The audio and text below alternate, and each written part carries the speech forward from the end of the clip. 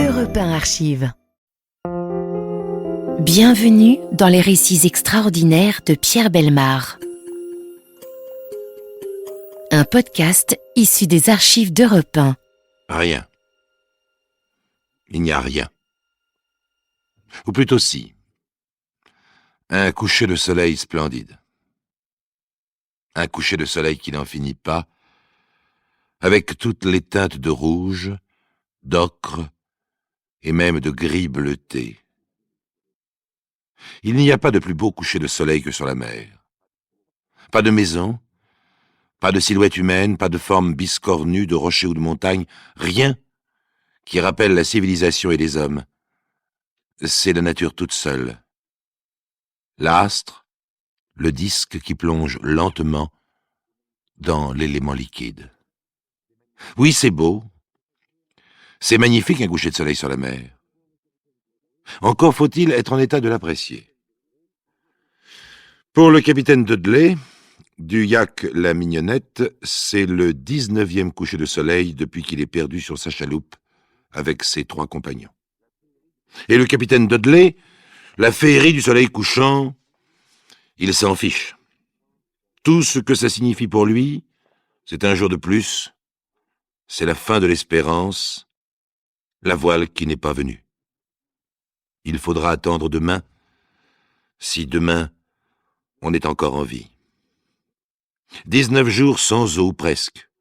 19 jours sans nourriture, ou presque. Allons. La fin n'est pas très loin.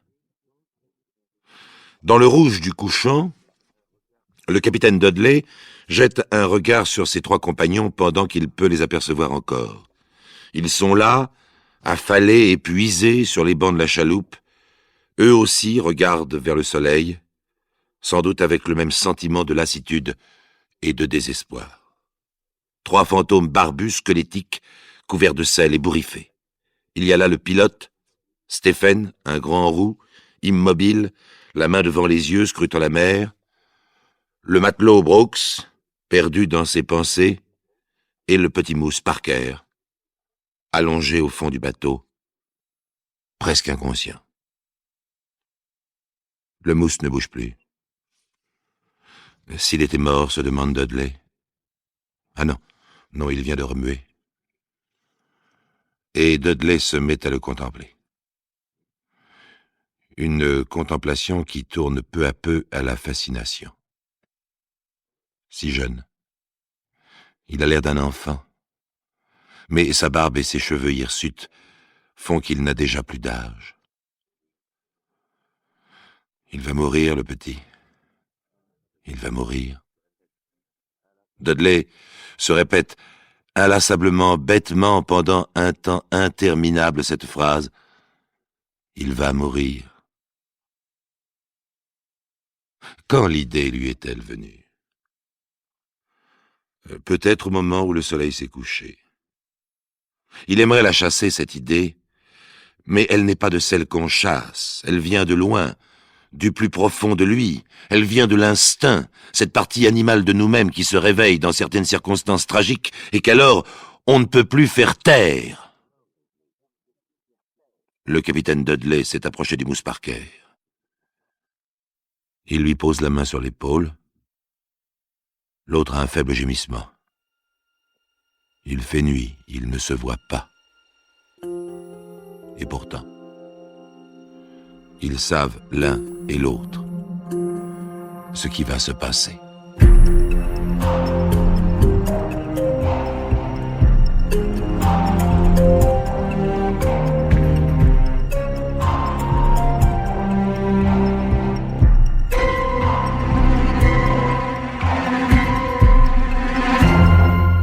Le 18 mai 1884, le yacht La Mignonnette quitte Southampton direction l'Australie. La moitié du monde a traversé une longue croisière de plaisance pour milliardaires avides de sensations, car malgré les 4 mâts de La Mignonnette, ce n'est pas une traversée de tout repos. Il va falloir doubler le cap de Bonne-Espérance et ensuite affronter les Alizés. Mais après tout, les passagers ont payé pour ça et l'équipage en a vu d'autres. Le capitaine Dudley, le pilote Stephen, le matelot Brooks sont de vieux loups de mer et le mousse Parker, malgré ses 17 ans, n'a pas froid aux yeux lui non plus. D'abord, tout va bien pour la mignonnette. On fait escale à Madère, aux Açores et de temps en temps sur les côtes d'Afrique. Tout va bien jusqu'au 5 juillet, c'est-à-dire jusqu'au cap de Bonne-Espérance. Les tropiques ne préviennent pas et ne pardonnent pas. Un ouragan se lève au large du cap. En 1 minute, le ciel bleu est devenu noir. Des éclairs apparaissent devant, derrière, de tous les côtés. Et c'est dans leur lueur qu'on peut voir l'énormité des vagues qui déferlent en rouleau sur la coque, qu'on peut constater qu'une à une, les voiles s'arrachent, les mâts tombent. Il n'y a rien à faire. Les marins qui savent, qui connaissent la mer ont compris. Au canot de sauvetage. Il n'est que temps. Une lame, plus forte que les autres, retourne le yak dématé et le brise. Les riches passagers réfugiés dans leur cabine n'ont sans doute rien vu venir. Seul l'équipage est sauvé. Pendant des heures et des heures, les 4 hommes, sans se parler, sans se voir, rament dans leur chaloupe. Ils ne pensent à rien. Tout dans ce qu'ils font est mécanique, instinctif. Il faut survivre. Alors ils rament. Ils rament de toute leur force. Ils ne savent pas vers où, mais ils rament pour s'éloigner de la tempête, pour prendre chaque vague de face afin de ne pas être retournés. Au matin, tout est calme. Ils se regardent enfin, ils sont là tous les 4 épuisés, affalés sur leurs rames, le capitaine Dudley, le pilote Stephen, le matelot Brooks et le petit mousse Parker. C'est l'aube. La mer est maintenant absolument plate. Ils sont en vie. Et ils se sourient. Ils ont d'abord un long moment de stupeur, de reconnaissance envers le destin. Et puis, ils prennent conscience de la réalité, du sort qui est désormais le leur. Alors on s'organise, il faut bien. D'abord savoir où on est. Au large du cap de Bonne-Espérance, ça on le sait. Mais où exactement? Il n'y a malheureusement dans la chaloupe aucun instrument qui permette de faire le point, pas même une boussole. Et les provisions. Le matelot Brooks a emporté avec lui, sans même s'en rendre compte, 3 boîtes de carottes en conserve. Elles sont là au fond de la chaloupe. Mais à part cela, il n'y a rien. Et surtout, il n'y a pas d'eau douce. Le soleil se lève peu à peu. Il est beau, radieux, mais il devient vite chaud. Très chaud. À midi, on ouvre la première boîte de carottes. Elles sont légèrement humides et agréables. Pour l'instant, tout va bien. Mais chacun le sent, même s'il ne le dit pas aux autres. Ce jour n'est que le premier, et il va y en avoir d'autres. Peut-être même beaucoup d'autres. La chaloupe de la mignonnette dérive effectivement pendant des jours. À quoi bon ramer désormais? À quoi bon lutter contre les courants, puisqu'on ne sait pas où on est? Alors autant se laisser porter dans le sens de la mer, puisqu'il n'y a rien d'autre à faire, et qu'il faut économiser ses forces. Les premiers jours sont encore remplis d'incidents, pourrait-on dire, quotidiens, de ceux qui ressemblent à ce qui se passe dans la vie de tous les jours, dans la vie des gens normaux qui sont à terre ou sur un bon bateau qui flotte. Une tortue de mer attrapée à la main par le capitaine Dudley et aussitôt partagée et mangée fournit à la fois un réconfort et des heures de conversation. Une averse inattendue, la première depuis le naufrage, permet de boire enfin. On a recueilli autant d'eau qu'on pouvait dans la bâche de la chaloupe, et on en met un peu de côté. Mais pour combien de temps? Quand pleuvra-t-il de nouveau? Il fait si beau, si désespérément beau. Et les magnifiques couchers de soleil se répètent. 4, 5, 6, 10. L'horizon est vide. Il y a 5 jours que la dernière boîte de carottes a été léchée et reléchée. La tortue de mer n'est plus qu'un souvenir. La dernière goutte d'eau a été bue. Et il ne pleut toujours pas. Apercevoir une voile à l'horizon devient leur obsession. Ils sont là, tous les 4, à s'user les yeux, chacun fixé à l'un des points cardinaux. C'est si petit une voile, si fugitif, qu'il faut faire très attention. De temps en temps, l'un d'eux tend le doigt et pousse un cri. « Là, là !» Mais non. Ce n'est qu'un peu d'écume ou un reflet du soleil, ce soleil éclatant qui les accompagne et qui les nargue depuis le début. c'est quand le Moose Parker annonce pour la 10e ou la 20e fois « Là, une voile !» que la première dispute éclate. « Mais y a pas de voile, imbécile, t'es malade !»« Mais si, j'ai vu une voile. Là, regardez, elle vient vers nous. » Brooks, le solide gaillard, se jette sur Parker. « Mais tais-toi donc! Y a rien du tout! Tu nous rends dingue !» Les hommes sont à bout. Maintenant, ils se disputent pour n'importe quoi. Seule l'autorité du capitaine Dudley empêche qu'ils ne s'entretuent. Peu à peu, ils se sont transformés tous les quatre. Ils sont devenus des épaves sur une épave. Chacun maintenant a son coin dans le bateau, où il se tient sans bouger à l'écart des trois autres. Et cela va durer combien de temps? Oh, plus très longtemps sans doute. Mais avant l'inéluctable, il faut bien faire quelque chose, n'importe quoi. C'est au 19e coucher de soleil, alors que tous sont en train de gémir de soif et de l'eau de mer qu'ils ont bu, que le capitaine Dudley a une idée. Cette idée, il le sait bien, elle ne le quittera plus désormais. Il fait nuit. Il vient de s'assurer que le Moose Parker dort dans un état à demi inconscient, et il s'approche des deux autres, le pilote Stephen et le matelot Brooks. Il va d'abord vers Brooks. Faut faire quelque chose.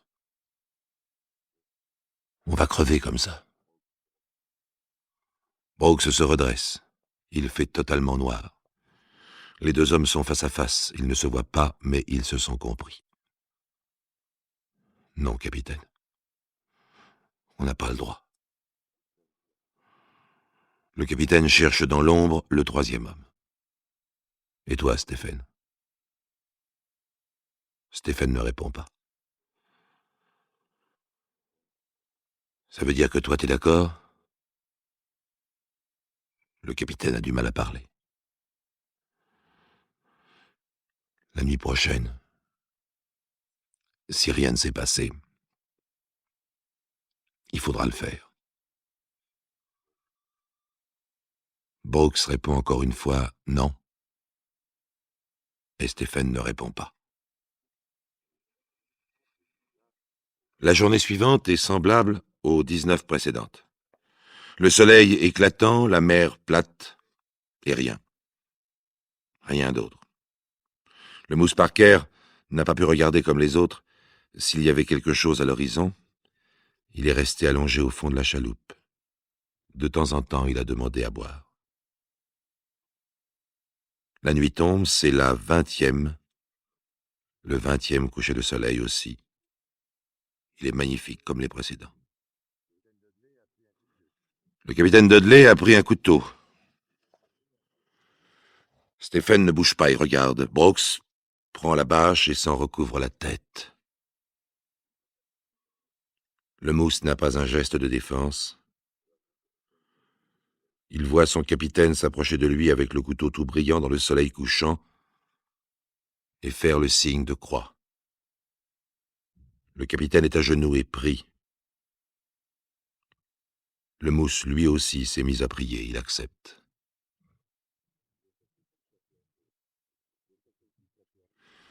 Le sacrifice a permis aux trois survivants de tenir encore 4 jours.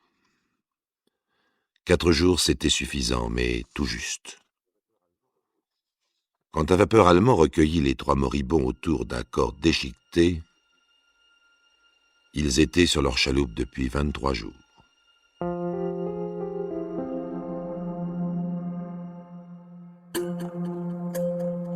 Les récits extraordinaires de Pierre Bellemare, un podcast Europe 1. L'Angleterre avec sa pluie fine, son brouillard, ses pelouses toujours vertes. Le capitaine Dudley, le pilote Stephen et le matelot Brooks pensaient sans doute ne jamais pouvoir la retrouver. Et pourtant, ils sont rentrés, ils sont là chez eux, après leur extraordinaire et terrible aventure. Tous trois sont passés à un doigt de la mort. Mais maintenant, ils vont devoir affronter une nouvelle épreuve, car ils ont tout dit au capitaine allemand, ils ont avoué le meurtre du Moose Parker, et à peine débarqués, on les arrête. La justice de Sa Majesté va leur demander des comptes. Un procès va s'ouvrir, qui, comme vous le pensez bien, ne sera pas comme les autres et va passionner l'opinion. Avaient-ils le droit, pour sauver leur vie, de commettre un meurtre? Le drame de la chaloupe de la Mignonnette, le drame de ces hommes poussés par les circonstances à la dernière extrémité, va devenir un cas de conscience, un problème juridique exemplaire et unique. Aussi, le procès qui débute le 6 novembre 1884 devant la cour d'assises d'Exeter agite toute l'Angleterre. Les deux accusés sont le capitaine Dudley et le pilote Stephen. Ils ont mis eux-mêmes hors de cause le matelot Brooks qui, s'il a, profité du meurtre, n'y a pas participé. Dudley et Stephen comparaissent donc devant les juges. Tout de suite, le président propose aux membres du jury une procédure spéciale. Il leur demande de se limiter à établir les faits eux-mêmes et de laisser ensuite au tribunal le soin de décider si les accusés sont coupables et quelle peine il faut leur appliquer. Vous pensez bien que les jurés acceptent avec soulagement cette proposition. Un tel drame humain, un tel cas de conscience les dépasse, et ils n'ont aucune envie de prendre une responsabilité si délicate dans un sens ou dans un autre. C'est donc une procédure exceptionnelle, quoique prévue par la loi anglaise, qui est appliquée à cette occasion. Les jurés délèguent leur pouvoir à une cour suprême, formée uniquement de magistrats, après avoir exprimé toutefois leur sympathie et leur commisération aux accusés. C'était la première fois depuis un siècle que cette cour suprême se réunissait. Dans le cadre solennel du palais de justice de Londres, une juridiction exceptionnelle allait juger d'une affaire exceptionnelle. Bien entendu, le procureur de la couronne soutient, même s'il reconnaît les circonstances atténuantes, qu'il s'agit effectivement d'un crime. Votre honneur, il existe bien une loi selon laquelle un homme peut attenter à la vie d'un de ses semblables, mais c'est en cas de légitime défense ou de guerre.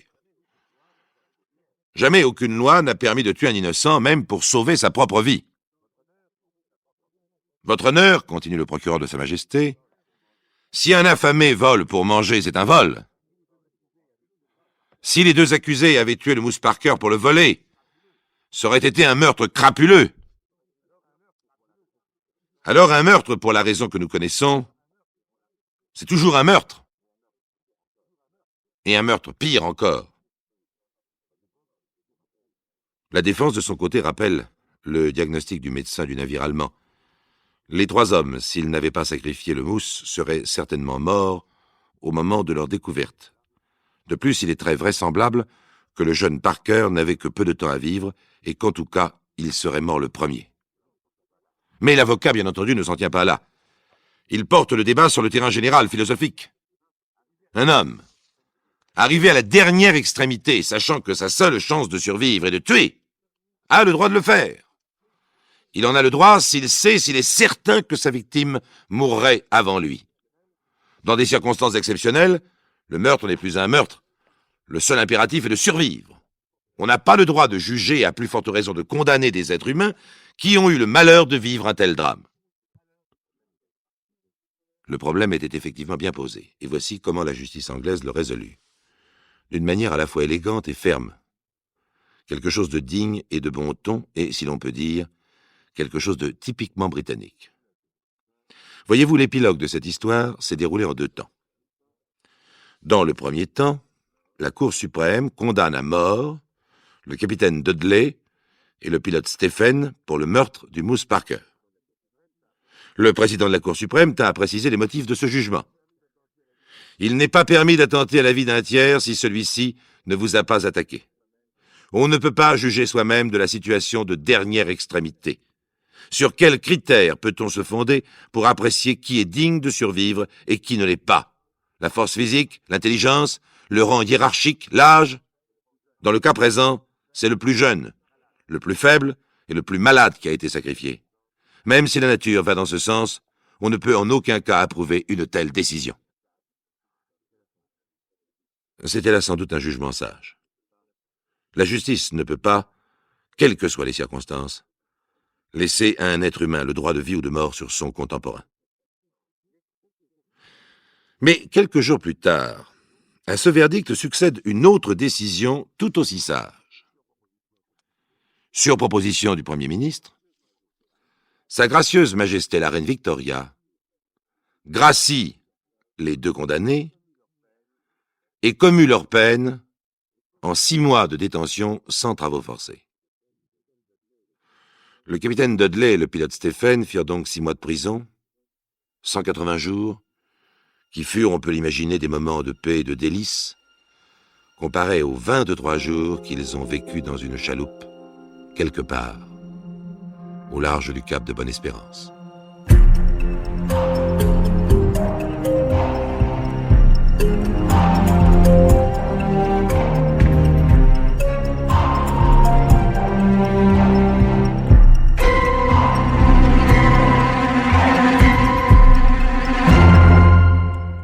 Vous venez d'écouter Les récits extraordinaires de Pierre Bellemare, un podcast issu des archives d'Europe 1. Réalisation et composition musicale, Julien Tarot. Production, Estelle Lafont.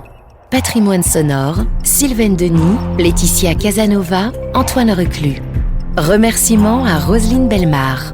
Les récits extraordinaires sont disponibles sur le site et l'appli Europe 1. Écoutez aussi le prochain épisode en vous abonnant gratuitement sur votre plateforme d'écoute préférée.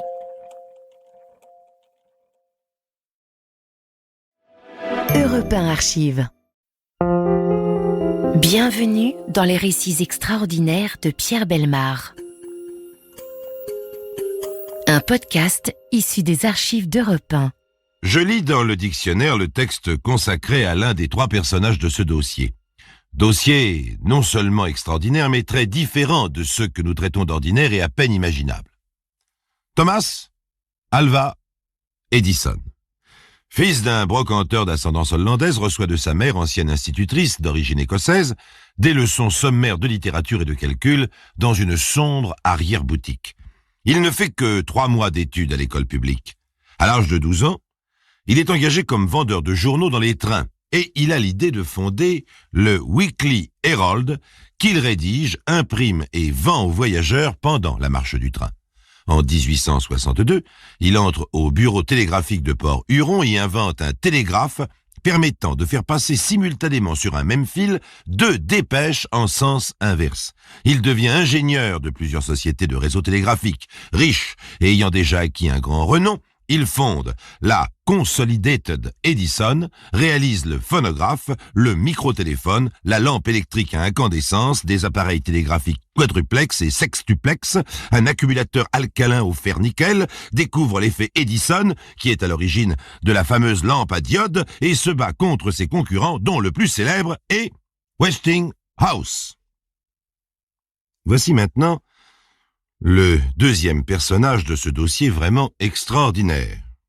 George Westinghouse, inventeur et industriel américain, le véritable créateur du frein à air comprimé, utilisé pour la première fois en 1872 sur un train de voyageurs et adopté depuis par les chemins de fer du monde entier. L'un des premiers, il préconise l'électricité sur les voies ferrées, tant pour la traction que pour la signalisation. Il introduit aux États-Unis le système de transport de l'électricité par courant alternatif monophasé à haute tension. Les sociétés qu'il crée, notamment la Westinghouse Electric Company, sont parmi les plus puissantes entreprises de construction électrique du monde. Enfin, voici le 3e personnage de cette affaire démente. William Remler. Il est fort différent des 2 autres. D'abord, il est d'immigration plus récente et ses manières sont plus frustres encore que celles d'Edison dans sa prime jeunesse. Imaginez un petit paysan, trapu, avec un visage de curé de campagne, un langage de palefrenier et des gestes de prestidigitateur. Au début de cette affaire, nous ne savons pas grand-chose de lui, mais comme son rôle est capital, nous nous permettons d'imaginer ce que doit être sa vie. D'abord, il habite à Buffalo, une ville champignon de l'État de New York, à 35 km des chutes du Niagara, sur les bords du lac Erie. Comment a-t-il échoué là, ma foi? Nous n'en savons rien, disons qu'il a suivi la foule, puisque Buffalo, qui n'était qu'un village en 1814, comptait 7 000 habitants en 1830, 18 000 en 1840 et 100 000 environ au moment où s'ouvre cet extraordinaire dossier, soit 50 ans plus tard. Qu'est-il venu faire à Buffalo, le dénommé Remler? Travailler probablement dans une de ces usines hideuses qui surgissent un peu partout et on fabrique de l'acier, on tue des porcs, on lance des bateaux, on traite la laine, le grain, etc., etc. Oh, ce n'est pas le travail qui manque en ce temps-là aux États-Unis. Mais tout porte à croire que le dénommé Remmler ne choisit pas la voie du travail la plus droite. On peut l'imaginer instable, brutal avec les femmes, changeant fréquemment d'activité ou vivant d'expédients, d'hôtel meublé en hôtel meublé, on ne sait pas comment, on ne sait pas de quoi, on a presque envie de dire on ne sait pas pourquoi. Il attend sans le savoir d'être appelé par le destin à jouer un rôle dans l'histoire judiciaire de la nation américaine. Comment? Le nom de ces 3 hommes, Edison, Westinghouse et Remmler, peut-il se trouver réunis dans un dossier extraordinaire? Et réunis, non par notre bon plaisir d'une façon artificielle, mais réunis par l'histoire des États-Unis. C'est ce que va nous apprendre aujourd'hui Jacques-Antoine.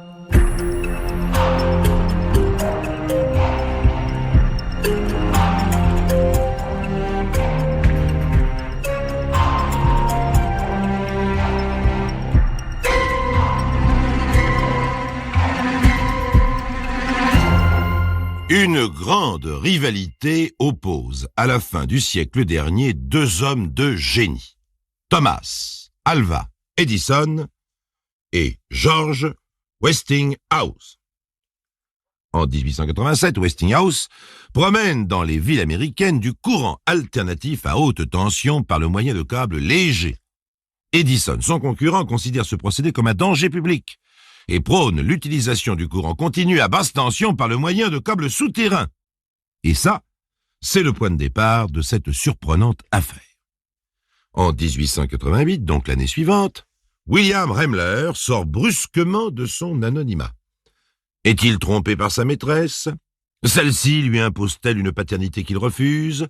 A-t-elle plus d'économie qu'il n'a d'amour pour elle? Nous ne savons pas. Par contre, nous savons qu'il la tue. Est-ce qu'il met une pierre au cou du cadavre pour le noyer? Est-ce qu'il enterre les restes de la malheureuse après l'avoir coupée en morceaux? Est-ce qu'il la cache dans un grenier ou la fait se dissoudre dans de la chaux vive? Nous ne le savons pas. Nous ne savons même pas s'il l'a tuée à coups de maillet, à coups de couteau, à coups de revolver ou étranglée avec ses bretelles. Jacques-Antoine aurait sans doute pu le savoir, mais cela lui a semblé complètement inutile. L'important, c'est qu'il la tue et que son crime est commis, nous dit la documentation, dans des conditions particulièrement affreuses. Voilà donc William Remmler en prison. Et son nom est dans les journaux. Oh, dans les journaux locaux, bien entendu, et sans doute pas en première page, parce que les crimes sordides des Remmler minables, cela ne manque pas. À peu près au même moment éclate, chez Westinghouse, un drame. Une grande étincelle bleue, le claquement d'un gigantesque fouet. Un ouvrier qui travaillait sur un appareil à courant alternatif du système Westinghouse est électrocuté, il meurt.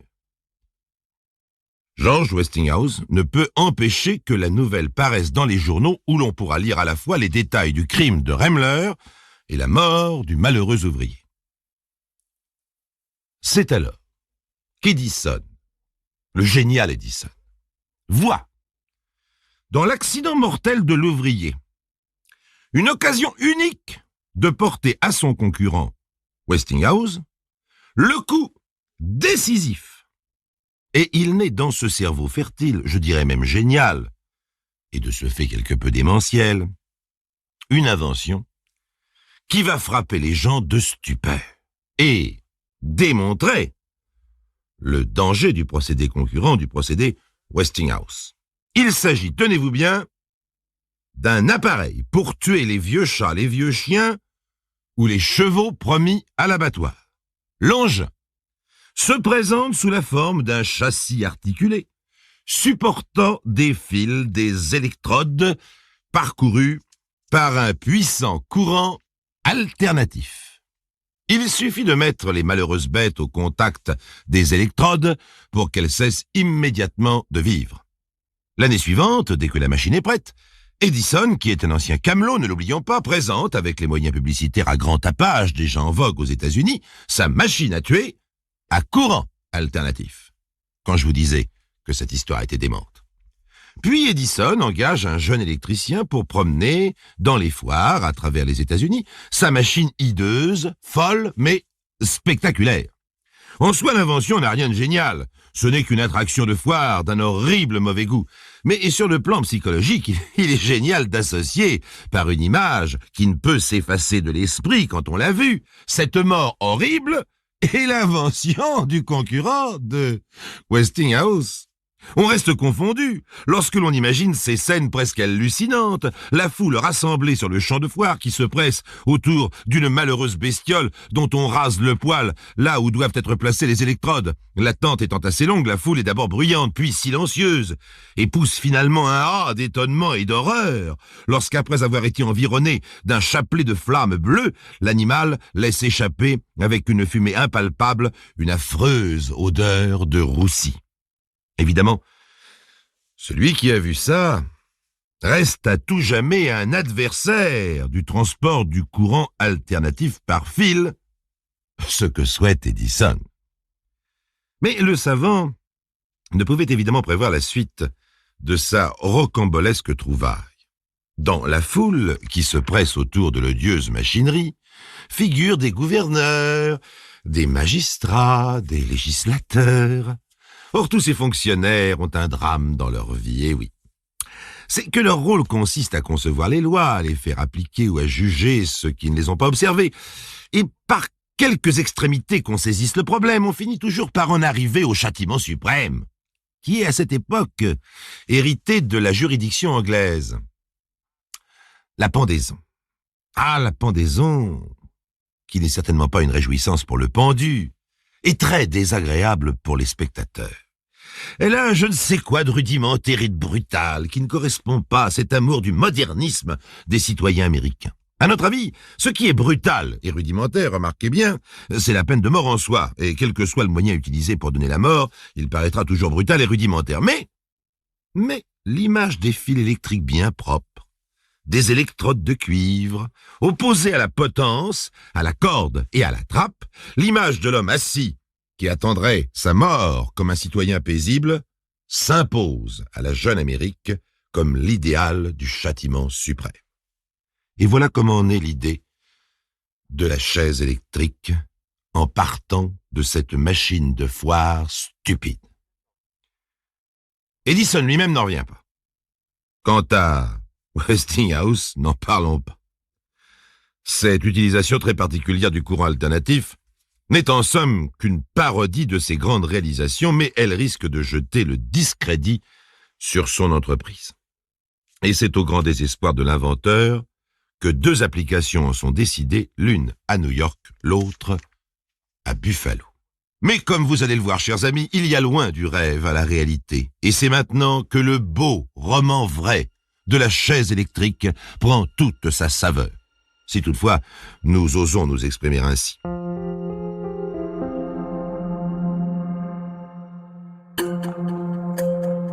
Les récits extraordinaires de Pierre Bellemare, un podcast Europe 1. Or donc, impressionné par la machine à tuer les animaux à courant alternatif qu'Edison promène dans les foires, 2 fonctionnaires décident d'en appliquer le principe à l'exécution des condamnés à mort.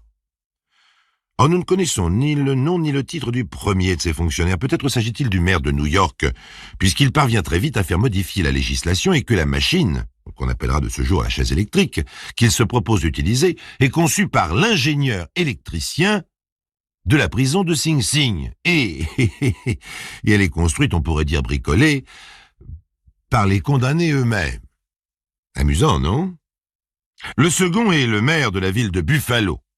Celui-ci, soit parce qu'il est plus rationnel dans ses entreprises, soit parce qu'il n'a pas sous la main l'ingénieur qualifié, demande au jeune électricien d'Edison de lui concevoir une chaise électrique efficace car il n'a jamais pu supporter la vue de la mort par pendaison. Le jeune électricien présente aussitôt à ce fonctionnaire les plans d'une chaise électrique perfectionnée. Pourquoi perfectionnée? Parce qu'il a tenu compte de l'expérience qui a eu lieu à la prison de Sing Sing. En effet, à Sing Sing, on vient de procéder à la première tentative d'électrocution d'un condamné à mort. Le condamné était dénommé Chaplin, criminel sordide et sans excuse. La presse avait annoncé à grand battage cette première historique et au jour J, toutes les routes qui conduisent à Sing Sing étaient encombrées de badauds. D'ailleurs, on se demande bien pourquoi, puisque tout le monde savait que l'exécution devait avoir lieu à l'intérieur de la prison et que tous les détails de la lugubre formalité devaient être invisibles. Certains expliquèrent qu'ils s'imaginaient que la prison de Sing Sing pouvait brûler tant l'expérience de l'exécution par courant alternatif leur paraissait dangereuse. En réalité, ils n'ont rien vu, non seulement parce qu'il n'y avait rien à voir, mais parce que la première chaise électrique de l'histoire du monde n'a pas fonctionné. Le condamné à mort s'en est tiré avec quelques brûlures au 3e degré, et sa peine fut immédiatement commuée en prison à perpétuité. En loin de se décourager, le gouverneur de Buffalo décida que lorsque sa chaise électrique à lui serait prête, le premier condamné qui bénéficierait de cette nouveauté serait notre ami William Remler, qui vient d'être condamné à mort par le jury des assises. Mais ne croyez pas que Remler va borner son rôle à celui d'une simple victime. Oh que non! Et c'est là que l'histoire prend une nouvelle dimension. Peut-être pour servir d'exemple, sûrement par économie, la chaise électrique de Buffalo est mise au point et construite dans les ateliers de la célèbre prison d'Auburn par les condamnés aux travaux forcés. Vous comprenez bien qu'après l'échec de la tentative de Sing Sing, l'affaire fait grand bruit. Westinghouse n'accepte pas que ces travaux soient utilisés pour de pareilles fins. Pour faire interdire cette parodie de progrès, il fait appel en secret à Bonky Cochran, qui est alors l'avocat new-yorkais le plus éminent. Cochran adresse immédiatement un message public à la conscience américaine. Il s'oppose à un changement de supplice et se réclame d'un article de la Constitution des États-Unis qui proscrit en Amérique tous les châtiments cruels, car dans son esprit, l'électrocution est bel et bien un châtiment cruel. C'est alors, et j'espère, chers amis, que vous allez apprécier comme nous l'humour de la situation, que vous allez constater combien les voies du Seigneur sont impénétrables. Cochran, le grand avocat de Westinghouse, le grand inventeur, ne vont pas avoir pour adversaire Edison. Mais devinez qui? Le condamné à mort, le cobaye, la victime, le condamné lui-même, William Remler. En effet, la jeune presse américaine, qui a l'habitude de renverser toutes les barrières, se précipite à la prison pour interviewer Remler. Celui-ci est introduit dans le parloir devant les journalistes rassemblés. Il s'arrête sur le pas de la porte, les salue, s'assoit. De toute évidence, William Remler, de par la fantaisie de l'histoire, est devenu un homme important. Alors il dresse sa petite taille dans le fauteuil et il déclare « Messieurs, salut! C'est bien d'être venus. Tout à l'heure, je répondrai à vos questions, mais avant tout, je veux vous dire que je ne comprends pas pourquoi on veut m'empêcher d'être électrocuté. J'ai commis un crime, c'est vrai. J'ai été condamné à mort. Ce qui est important, c'est que je sois exécuté. Alors, puisqu'il y a un moyen plus moderne que la potence, j'estime que j'ai le droit de choisir. Et moi, je préfère l'électrocution. » Inutile de dire que les journalistes plutôt ahuris vont l'assaillir de questions. Des réponses de William Remler, il ressort qu'il estime qu'on peut être un criminel sans se désintéresser pourtant de l'avenir de l'humanité. On n'a pas le droit, selon lui, de lui retirer cette chance qui lui est offerte de se racheter en se rendant utile par sa mort. La vérité est que ce sinistre personnage, qui a d'excellentes raisons de croire que la grâce lui sera refusée, saisit cette ultime occasion, soit de voir sa peine commuée, si la machine ne fonctionne pas, soit de provoquer un mouvement de pitié ou de sympathie en sa faveur, soit enfin de jouir, avant de quitter ce monde, des égards qu'on accorde à tous les volontaires pour une expérience mortelle. Et puis, lui, l'obscur, le criminel sans excuse, la brute sans grâce et sans esprit, se sent devenu un héros. Quand les journalistes lui demandent s'il n'a pas peur, il répond « Si, j'ai peur de la mort, mais pas de la façon dont on me la donnera. » Ne craignez-vous pas de souffrir? Non. On m'a expliqué comment ça fonctionne. La chaise a été très perfectionnée. Ça ne se passera pas comme à Sing Sing. J'ai confiance. Le lendemain, les journaux expliquent donc au public américain comment William Remler réclame, au nom du progrès, le droit d'être un martyr de la science, et la formidable campagne de Cochran soutenue par Westinghouse échoue. Le 6 août 1890, Remler est donc conduit dans la chambre de la mort qui a été aménagée tout exprès. Il est 6h30 du matin. Tout de suite, les journalistes qui ont été invités constatent qu'il est plus maître de lui que toutes les autres personnes réunies. En vertu du protocole des États-Unis, son gardien le présente à ceux qui, par profession ou par devoir, sont autorisés à assister à son supplice. Remmler, qui est une brute sans éducation ni vocabulaire, s'incline cérémonieusement et demande, ce qui lui est accordé, la permission de prononcer une allocution. Il déclare qu'il regrette ce qu'il a fait, qu'il vient de remplir tous ses devoirs religieux, et il ajoute qu'il souhaite à toutes les personnes présentes une meilleure chance, mais une fin aussi douce. Très gentiment, comme devait le faire Landru plus tard, il termine en disant « J'ai bien d'autres choses à confesser, mais je ne veux pas vous faire perdre un temps précieux. » Il dégrafe lui-même sa veste, se soumet docilement aux exigences de M. Drurston, l'aide du bourreau. Celui-ci entaille son pantalon et introduit une électrode et exécute la difficile opération qui consiste à ajuster le fil électrique sur la colonne vertébrale du condamné. Drurston tremble. Le directeur de la prison, les autres gardiens, 2 médecins et le clergyman sont extrêmement nerveux. Remmler les apaise en leur affirmant que tout se passera au mieux. Il s'assoit en prenant la précaution que son dos porte exactement sur l'électrode. La chaise n'a que 3 pieds, le 4e étant constitué par la jambe gauche du condamné, afin d'assurer un contact permanent de celui-ci avec le sol. Ceci fait, il prévient qu'il est prêt. « Prenez tout votre temps, dit-il, afin que tout aille bien. » Qu'il réussisse ou non, cette tentative exige plus de préparation que les supplices d'aujourd'hui. En effet, quelques instants plus tard, Remmler fait encore signe qu'il a à parler.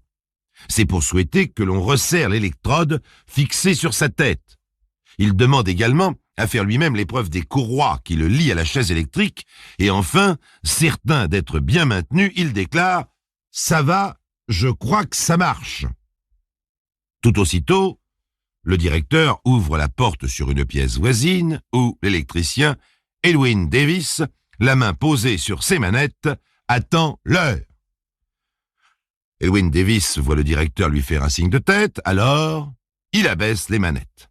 Les assistants voient subitement pâlir le visage de Remmler, son corps se gonfle contre les courroies, une âcre odeur de chair et de cheveux brûlés remplit la pièce, tandis qu'un peu de fumée paraît le long des électrodes.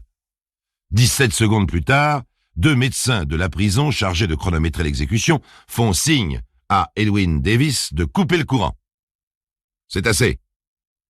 Remmler est certainement trépassé, disent-ils. Les témoins poussent un soupir de soulagement et se précipitent vers le corps affaissé. Le premier médecin se penche sur Remmler et ne peut retenir un cri d'effroi. « Il faut recommencer! Il est vivant !» C'était vrai. Remmler respirait encore lourdement. « Mais remettez le courant !» commande le premier médecin avec colère. « Tuez-le n'importe comment, mais qu'on en finisse !» Les 2 notables de Chicago, délégués par le gouverneur pour assister à l'expérience, s'évanouissent. Le clergyman quitte immédiatement la chambre de la mort pour aller protester contre cette nouvelle manière d'attenter légalement à la personne humaine. Drurston, l'aide-bourreau, croyant l'exécution terminée, avait commencé à desserrer l'électrode fixée sur la tête de Remmler. Il garde seul la maîtrise de lui-même et très rapidement, il resserre l'électrode. Enfin, il ordonne lui-même à l'électricien Davis de rendre le courant. Et de nouveau, le corps de Remmler se raidit contre les courroies. Une petite flamme bleue fuse de l'électrode qui touche à la colonne vertébrale du supplicié et du sang apparaît sur le visage de Remmler. Les vaisseaux capillaires éclatent. Un dernier signe de Drurston pour que l'électricien interrompe définitivement le supplice qui a été prolongé de 66 secondes sous un courant de 1700 volts. Davis coupe le courant. Le médecin examine le corps chaud de Remmler et déclare: le supplicié est mort. C'est fini.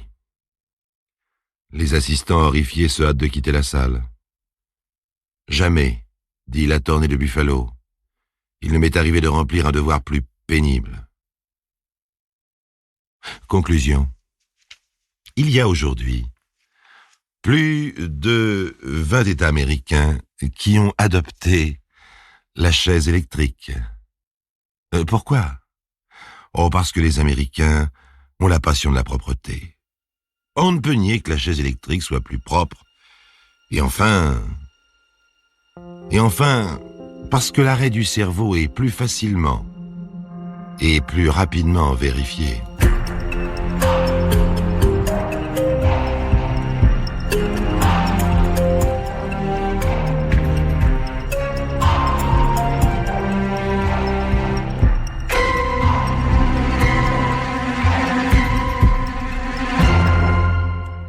Vous venez d'écouter Les récits extraordinaires de Pierre Bellemare, un podcast issu des archives d'Europe 1. Réalisation et composition musicale, Julien Tarot. Production, Estelle Lafont. Patrimoine sonore, Sylvaine Denis, Laetitia Casanova, Antoine Reclus.